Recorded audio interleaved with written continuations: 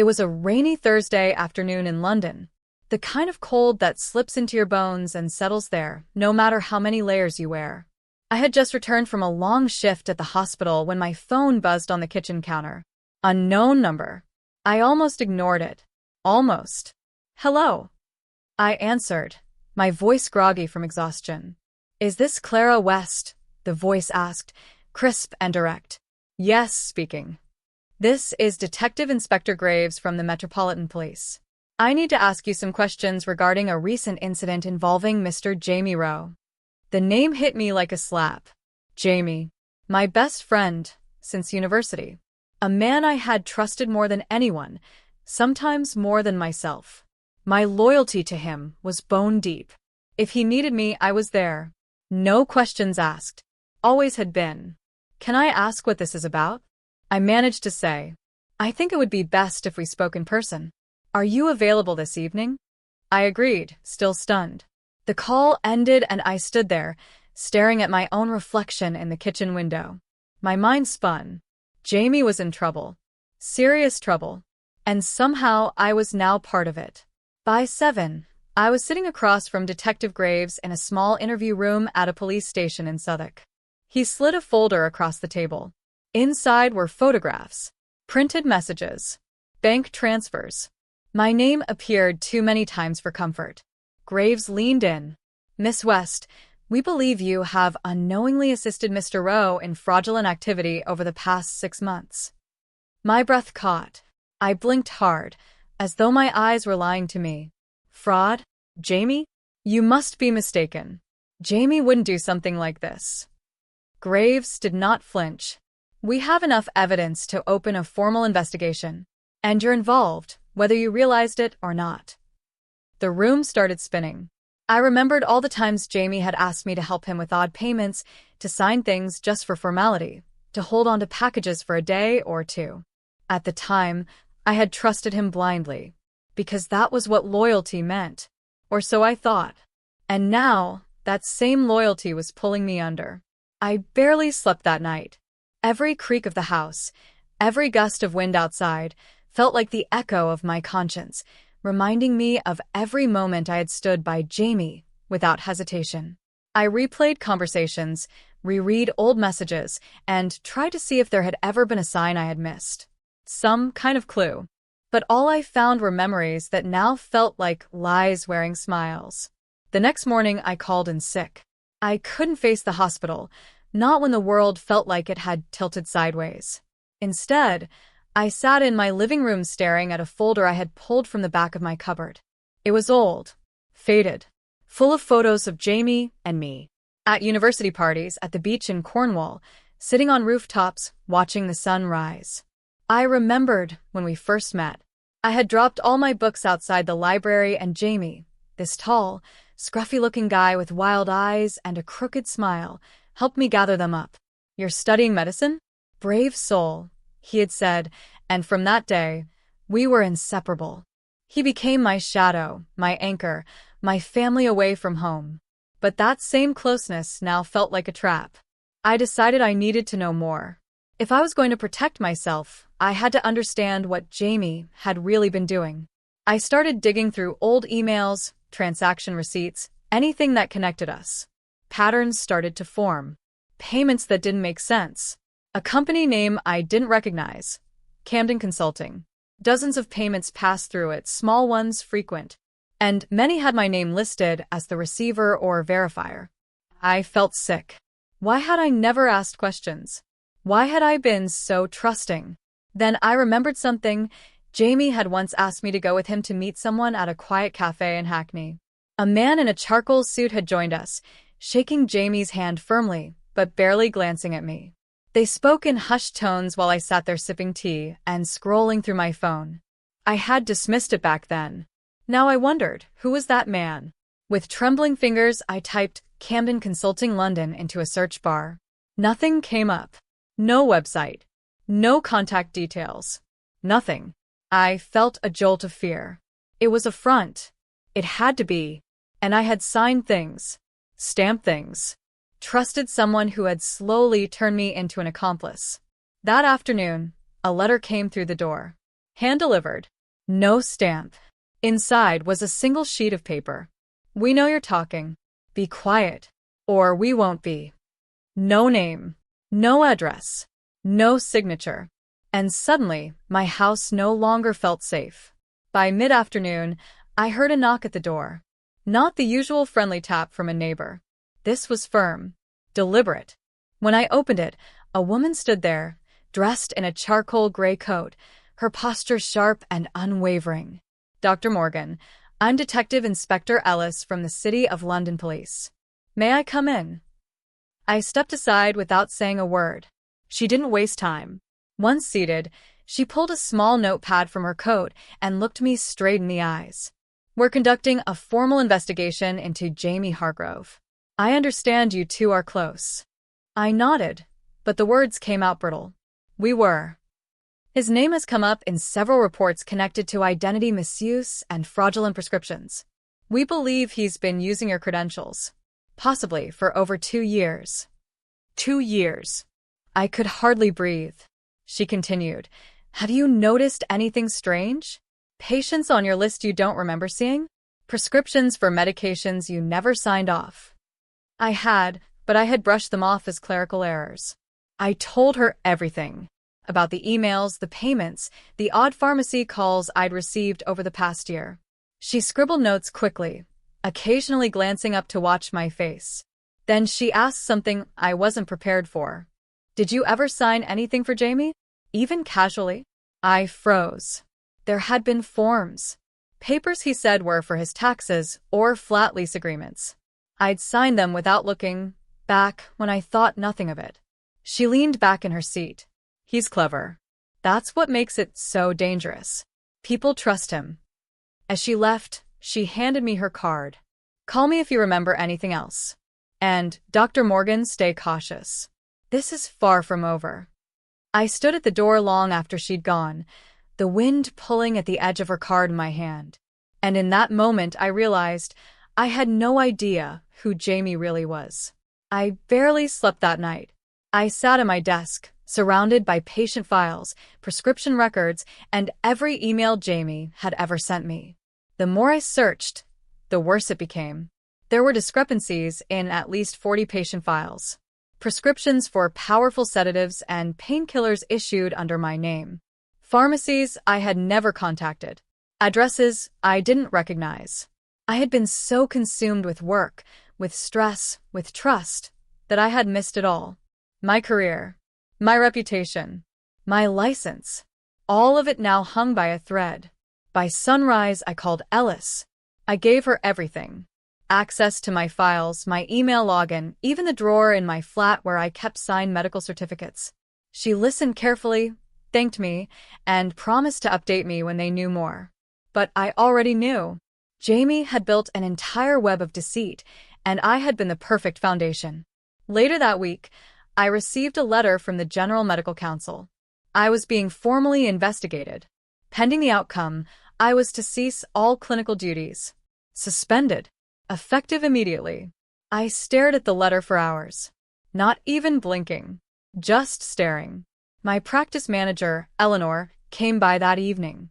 She had tears in her eyes. "I can't believe this is happening, Aisha.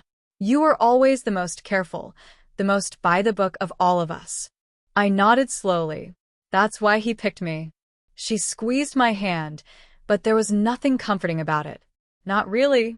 After she left, I sat on the edge of my bed, holding a photo Jamie had sent me last Christmas, him in a Santa jumper, grinning by the fireplace. I flipped it over. He had written, "To my favorite human. Always." Think now felt like venom. And all I could think was, how long had he been planning this? I waited for him at our usual cafe on Dean Street. The air was sharp with February chill, and every minute that passed made my heart beat harder. He arrived 10 minutes late as always, smiling, wearing that same navy coat with a tear in the sleeve I once offered to mend. "Aisha," he said, settling across from me. "You look like hell." I didn't respond. I slid a manila folder across the table. It was thick, stuffed with copies of emails, prescriptions, and pharmacy records. His hand hesitated on the folder. His eyes flicked up to mine. What is this? You know exactly what it is. He opened the folder. Scanned the first page. Then another. His expression didn't change, not even slightly. Right, he said finally. So, you've been digging. I trusted you, I whispered. My voice trembled, not with fear, but with fury. He leaned back, exhaled long and slow. Then, in a tone I hadn't heard before, cool, clinical, he said, Aisha, you have no idea what I've been through. What I had to do to survive. You stole my identity. You forged prescriptions. You've put me under investigation. How could you possibly justify that? Because it worked, he snapped. It kept the lights on. It kept people alive. People you wouldn't even look twice at. You crossed a line. You handed me the pen. That stopped me cold. He stood, casually sliding the folder back toward me. This conversation never happened. I stood too, my fists clenched. You need to fix this. Turn yourself in. Tell them the truth. Jamie tilted his head, that same smug tilt he always used when he thought he'd won. No, Aisha. You'll keep quiet. Because dragging me down will only sink you further. And then he walked away. He didn't look back. Not once. I stood there, breath catching in the cold air, heart racing, hands shaking. It was the first time I realized Jamie wasn't just a liar. He was dangerous. I returned home that evening to find my laptop had been wiped clean. Every document, every email I had stored regarding Jamie gone. My hands trembled as I checked my drawers. My passport was missing too. Panic surged through me. He had been here. While I was out confronting him, he had broken in and erased every trace that could tie him to the fraud. I phoned the police. They sent 2 officers, polite but disinterested. There was no forced entry. No fingerprints. No signs of struggle. I knew what they were thinking. That I was making it up. That I had no proof. After they left, I sank into the sofa, numb. I stared at the empty folder where my passport had been and felt the slow creep of helplessness tighten around my chest. I was losing. Jamie had planned every move. The next day, I received an email from HR. Due to ongoing investigations into professional misconduct, I was being suspended without pay. It was signed coldly, without warmth. Without any acknowledgement of the years I had given that hospital. Jamie had not only ruined my reputation, he had stolen my life. I tried to call Mia, but it went straight to voicemail. I didn't blame her. Who would believe me now? By the 3rd day, I had stopped sleeping. I paced my flat like a prisoner, my thoughts wild with paranoia. Every creak in the floor, every shadow outside the window felt like him. And then I received the message. A plain white envelope slid under my door. Inside, a single sentence typed on a card. You talk, I disappear. No name. No return address. No fingerprints. He was watching me. That night, I slept with the lights on. Because Jamie wasn't just trying to silence me. He was warning me. And I had no idea what he might do next. The days blurred together, each one heavier than the last. I barely ate. I barely spoke. Then, on a rainy Tuesday morning, something shifted. An email. Not from the hospital, not from Jamie, from an old colleague. Her name was Lorraine, a former nurse who had transferred to Edinburgh months before. She had heard whispers. Not about me, but about Jamie. Apparently, he had worked in several trusts before ours. Each time, he left abruptly. Always under vague circumstances. She couldn't confirm anything, but she suggested I look into his past. It was the first sliver of hope I had received. I packed a small bag and boarded a train north that afternoon. I needed proof. Something concrete. Something undeniable. Lorraine met me outside a modest cafe near the Royal Infirmary. She looked tired, older than I remembered. Over coffee, she told me about the strange case of a missing patient record. About a grieving family that had been paid off. About a doctor whose name sounded suspiciously like Jamie's, but spelled differently. He had used aliases. It was all hearsay, of course. Nothing documented. Nothing official. But it was enough. Lorraine handed me a folder, thin but promising. Inside were copies of transfer records and an unsigned incident report, one that mentioned the wrong dosage being administered during surgery. The doctor listed was James R. Martin. A ghost name, but the pattern was there. Recklessness, evasion, and no consequences. I left Edinburgh with the folder pressed to my chest like a lifeline. On the train ride home, I stared out the window, the raindrops chasing each other down the glass. Maybe I couldn't get my job back. Maybe my reputation was beyond saving. But I could stop him. I could make sure no one else fell victim to his charm or his cruelty. I just needed to find one person who would listen. One person brave enough to help expose the truth. Back in London, the streets felt colder, harsher. But I walked them differently now. With purpose. The folder Lorraine had given me felt heavier with each passing hour, but it was my only weapon. I booked a meeting with the hospital's legal department. I expected rejection, maybe even laughter. But, to my surprise, I was granted 10 minutes. The lawyer, a slim man named David, skimmed through the documents as I spoke. His eyes narrowed. He didn't interrupt. When I finished, he leaned back in his chair. "This isn't proof," he said plainly, "but it's troubling." I swallowed my frustration. He continued, "If this doctor has used multiple identities, and if complaints were buried, it's not just your name at stake, it's the entire trust's." He promised to escalate it, but I had heard promises before. So I did not stop there. I reached out to a journalist I once treated in A&E. Her name was Amira. I had reset her dislocated shoulder after a bicycle accident, and she'd said she owed me one. She agreed to meet me the next morning in Hyde Park. I handed her the folder. She didn't speak for a long time. When she finally looked up, her face had changed. "Do you know what you're doing?" she asked. I nodded. "This will burn everything," she warned. "I know," I said. "But it has to." Amira agreed to investigate further. In exchange, she asked for full access to my side of the story, my records, my emails, my version of events. She was thorough. She didn't want a scandal. She wanted the truth. The following days moved fast. Amira tracked down one of Jamie's old colleagues in Manchester. He confirmed the name change. He confirmed the incident. Off the record. That was enough for her. She began drafting an exposé. She promised it would go to print by the weekend. Meanwhile, David from legal called me back. "We've launched an internal inquiry," he said, "and Dr. James Rowan has been placed on temporary leave." I almost cried, but I didn't. Because it wasn't over yet. This was just the beginning. It was a Saturday morning when the storm finally hit. I was at home, pacing back and forth in my flat in Westminster, when I saw the headline flash up on my phone. "Whistleblower Doctor Exposes Negligence at London Hospital." Amira's piece had hit the press. I was caught between relief and dread. The truth was out, but the fallout was only just beginning. The article detailed everything.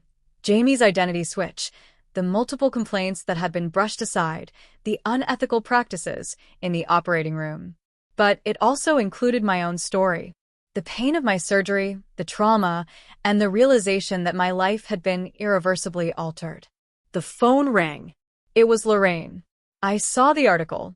"You did it," she said, her voice tight. "I couldn't have done it without you," I replied. "But this is only the beginning." "I know," she said. "But we need to be ready. The hospital is going to fight back." That was the truth I hadn't wanted to face.